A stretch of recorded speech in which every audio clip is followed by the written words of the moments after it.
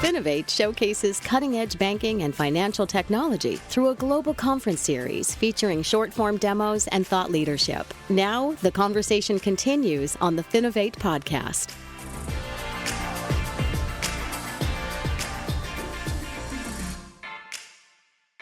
Hey, and welcome to the Finovate podcast. We're continuing our exploration of the FinovateSpring Best of Show winners. And joining me today, we have Tom Baran, Head of Partnerships at 9Spokes. Tom, thanks so much for taking the time. Of course. Thanks so much for having me, Greg.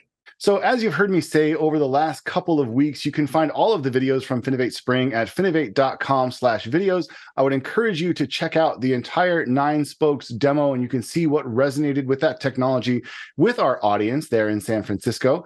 But Tom, for people who haven't seen that video yet, let's start by just giving us a quick overview of what 9Spokes is all about. Yeah, I'll give you the elevator pitch. So 9Spokes essentially is a fintech, and we provide a financial management platform that can embed directly into the digital business banking channels of a financial institution. So think any type of channel. So that's mobile, desktop, anything that's not in person. Yeah, no, it's really cool technology. And I think the demo itself clearly, again, resonated with our audience. Yeah, it was awesome. And let's talk about kind of the way you're pointing the technology. You know, we've been hearing about open banking and data sharing for a long time, but it's almost been exclusively around personal consumer banking. You were talking about pointing this technology towards small businesses. Can you give us just some examples or some ideas about the opportunities that open data and open banking can bring to that small business community? Yeah, of course. I think when it comes to open banking and open data, we have definitely seen it kind of trickling into consumer, which is great. I think when it comes to a business, there are so many facets to a business that you have to understand. And sometimes because of the way that applications and you run your business works, the bank or the financial institution can't see all of that. They can't see that 360 view. And so when you ask me that question, immediately what comes to mind is the idea of personalization. We know that every business is so beautifully different, but how can we personalize products, experiences for that business, knowing this type of information? So if we had a different level of information through the power of open banking, through the power of open data, we would be able to provide them with products, with services, with a different level of credit or loan offerings, specifically based on, the power of open data now. You can get even industry level, you can get business level, maybe even location level type of data for them that you can then help service them the best way possible. And I geek out over it because I just think it's so cool, the amount of data that you could, if you had access to in a positive way, how you can really benefit and properly service the business. And it's all just a couple clicks away. I know that sounds so trite, but it really is true. So for me, I would say the biggest thing would be personalization for all of these businesses and to provide them with what they need. Yeah, as you're saying that, I'm struck by the fact that we might need a new word here. It's not even personalization. What is it? Businessalization? Somebody can hopefully do better than that. But for now, we'll just call it businessalization. No, I love that. No, that's good. Until somebody, I'm sure the marketing crews hearing this are already working on what can we call it. I'm not the tongue twister guy, so I'm going to let you talk about it and say that word. Okay. Businessization. Yeah, I say BFM versus PFM, right? So business financial management. But I'm going to let you say that word. All right, fair enough. I'll do my best to avoid tripping over it as we go through the rest of the interview. So, yeah, exactly. Well, now let's talk about this, because obviously the fact that there's not even a word for it, right? There's not even something that people haven't looked a ton at this. What do you think explains that? Why is this an area that people have been maybe hesitant to engage? Or maybe another way to ask this is, what challenges exist when it comes to building a BFM style solution that maybe doesn't exist in that more personal consumer world? Mm-hmm. For me, first off, immediately I just think of the barrier of risk is lower with the consumer, right? There's 330 million of us in this country. I'd say 2/3 of us are bankable, so to speak. So you have 200 million people who you can service, or you could, service is probably the best word. When it comes to a business, there's tax ramifications. There are different levels of a business. And we know that there are different levels to a consumer, right? There's going to be a consumer that comes out of college that might have different needs from a consumer that, is, a millionaire or a billionaire, right? We know that, and we're all beautifully different in between there. But I think that for businesses, it's an area where immediately you think of, should I be helping a business because of all of the tax ramifications, the ability to have to provide this information and this data for them? I'm sure there's a level of risk that provides apprehension, and I'm sure others have spoken about it on your podcast, but I just feel like after COVID, you really had that aha of, this is the backbone of our economy, this industry, these businesses, and whether it's them or us, or because of the circumstances surrounding us, which is COVID, we're not helping them, and we need to help them, right? And so I think we need to start tearing down that facade of it's business. We really have to stay away from that. That's a different level of interaction and data management. Whether it's consumer or whether it's business, we have to help. We have to help these individuals, or we have to help these individual businesses to thrive and grow, because we as a country and economy, we grow, right? I mean, that's just kind of my basic economics understanding. But, no, it's really interesting point. And you're right, it has come up on the podcast before, the idea that all of a sudden this massively important segment of our economy could have disappeared. And I think a lot of people hadn't really spent much time thinking about what might happen if that does happen, what the potential ripple effects could be. And all of a sudden we had this moment where we're all sort of forced to confront that reality and thinking, what does actually happen if all of these businesses go under, if all these people who are employed no longer have jobs? And clearly it was a massive potential problem. So do you think that it's more about we now are maybe more aware of the potential benefits of engaging with the small business space? We sort of understand the stakes a little bit more, or is it that the risk associated with engaging with them is coming down, or maybe it's both? Yeah, or maybe there was just more apprehension from a B2B perspective to have something like open banking and open data. I mean, initially, when you would think about open banking, like if I was a financial institution, the biggest thing with open banking is that, the ability to trade and move money. What you don't want, which I wouldn't want either, is I don't want anything moving out. I want all of it moving in, right? Yeah. But if you just think about it from a non-capitalistic scenario, I think that the biggest thing that happened, at least that was illuminating to me, was PPP, right? It was the ability of finance. That's what it comes down to. It's cash flow. It's how much money do I have, and how much money will I have in 6, 9, 12 months? Or if I wanted to do something with my business, how much money do I have or do I need? Those are like the basic concepts. And anytime we do user testing, we're so blessed. We have about 30,000 users that we can user test with from our own earlier models that were direct. And any user tester will tell you, any end user is just like, I don't mind sharing this data with you as long as you can help me. But if it's just going to impede on me to do extra work, I don't want to do it. And like, how fair is that? Like, we as consumers would say the same, right? If Facebook and Instagram make you do something, you wouldn't go on, right? It's the ability that I can just go on and it's some of it's served up for me, right? Some of those experiences are served up for me. And I think that we never thought about the experience part for the small business customer, right? The consumer is so close to the social media part of digitalization that I think you almost think consumer needs the same type of experience and businesses don't, when it's like there's just a human on the other end. He or she is still trying to fund their business. They need those same experiences. And could open data and open banking help bring in data for them and enrich their lives from a business perspective, and then and vice versa to the financial institution? Yeah, well, I want to come back and talk about the businesses themselves and how they're engaging. But first, I want to jump into this financial institution side and talk about the response and the feedback that you got on site at FinovateSpring. Obviously, the audience really enjoyed your demo, but I'm sure you had some interesting conversations at the booth where people were coming up and talking and asking questions. What types of things were you hearing from the attendees who came by? I mean, obviously, presumably some of them were interested, but were there concerns or questions that people were asking that you'd like to share? Yeah, of course. I mean, I think whenever you're in the business of data, security always comes up.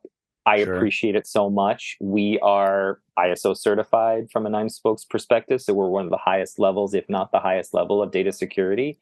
First of all, what I found interesting, it's kind of a funny anecdote, but anyway, what I loved about Finovate was after the stage, you create a great platform for us to be able to interact with attendees who attended the sessions, so they could ask questions, interact with us, get further demos. Well, Greg, what came up, which is so funny, and I guess kind of a segue from what I was just speaking about the underserved segment, was that some users, and I'm not knocking it, but some users would come over and they would say, "Yeah, I'm so interested in this. This is really cool software. Could this translate to consumer?" Or, "Hey, this software is really cool. Could it go upstream? Could I do it for treasury?"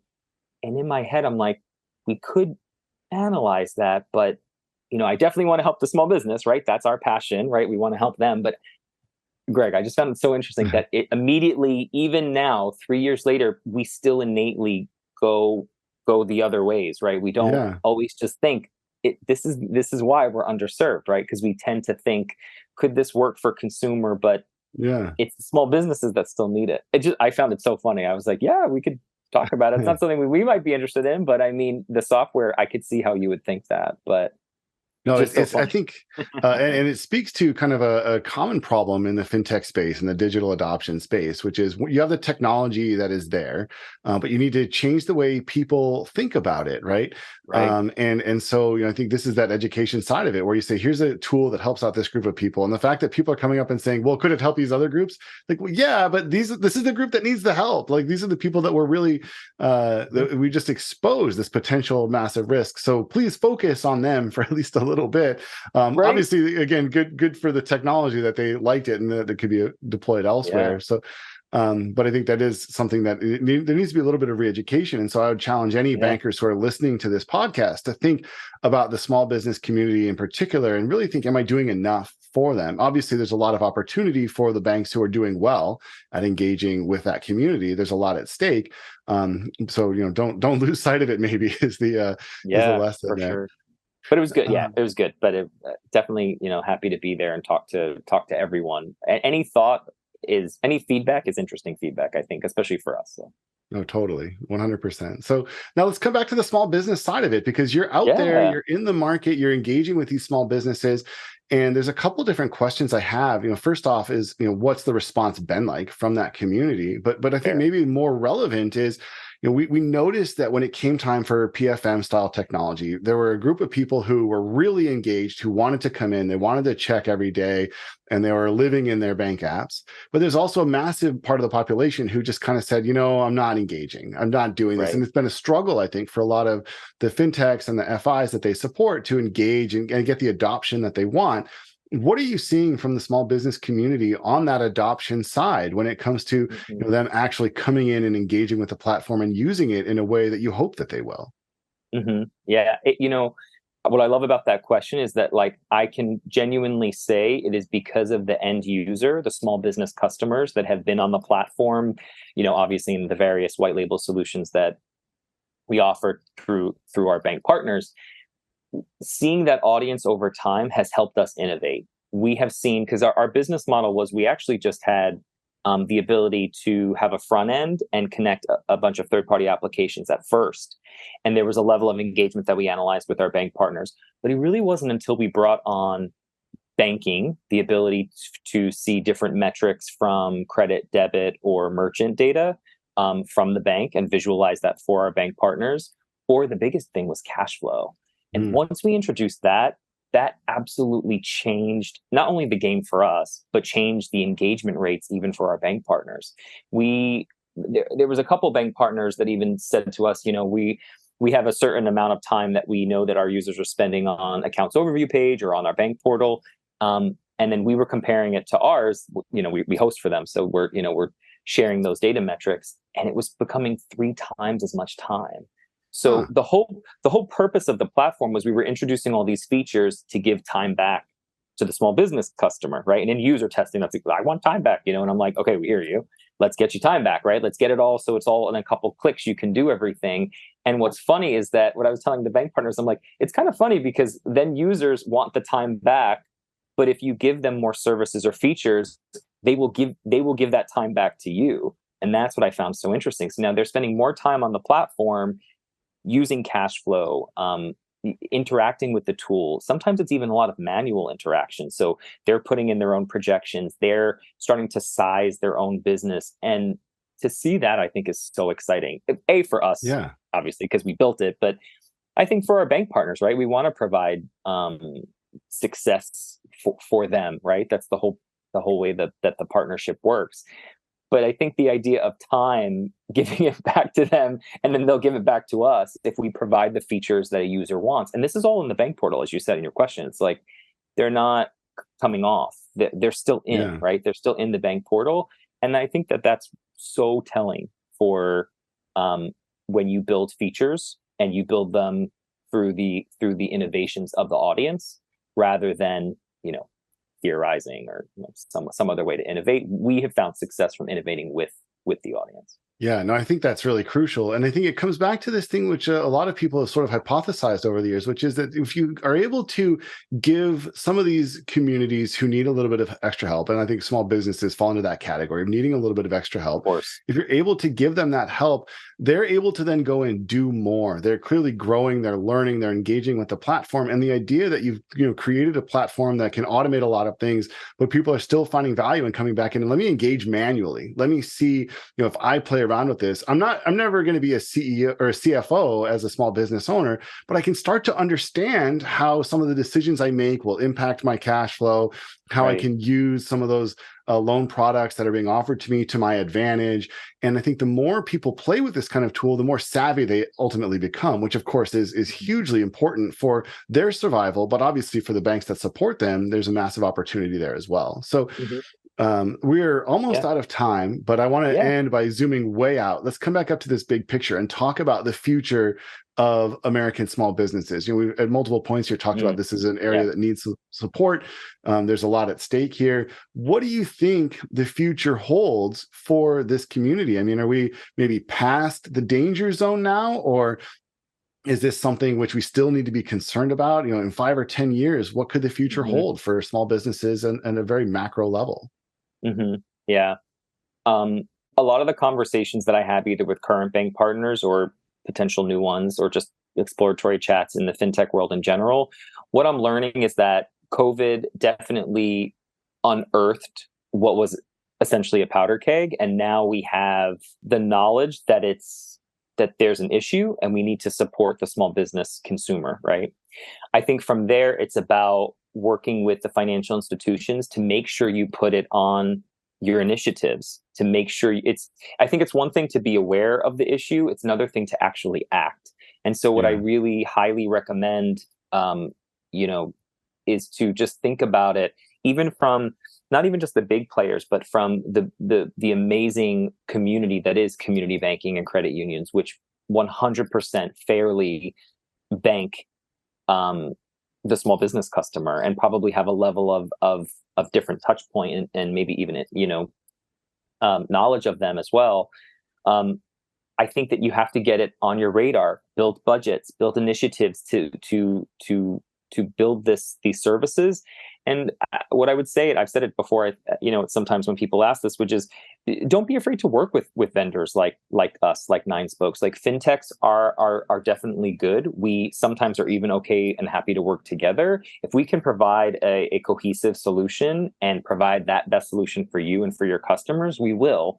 But I think it's not about being on the radar anymore, Greg, because I feel like I think COVID painfully, unfortunately, has illuminated that or highlighted that. But now you got to put action to it. Financial institutions, you have to budget for it, put it on your initiative plan, and don't wait 4 or 5 years, because especially the Gen Zers or the millennials of the small business community, they will not wait, right? We know that just from research on those cohorts. They won't wait technologically. We have to provide that for them. Yeah, no, I mean, clearly, I think, it's an area that we need to continue to focus on. Again, I would encourage anybody listening to this to go and take a look at the full demo, look at the technology itself. The company is called 9Spokes. I've been talking with Tom Baran. We're going to wrap it up here. But Tom, thanks again for taking the time. And I look forward to seeing what continues to roll out of the shop. Awesome. Thanks, man. It's so good talking to you. Thank you for having us. Finovate's been great. So really appreciate the time with you. Excellent. My pleasure. The Finovate podcast is produced by Informa Connect in association with Provoke.fm Media. Check out Finovate.com for information on Finovate's upcoming shows and to learn how you can get involved. The discount code Finovate Podcast will save you 20% on tickets to all of our events. And you can email us at info@finovate.com for information on sponsoring, speaking, or demoing. Thanks for listening.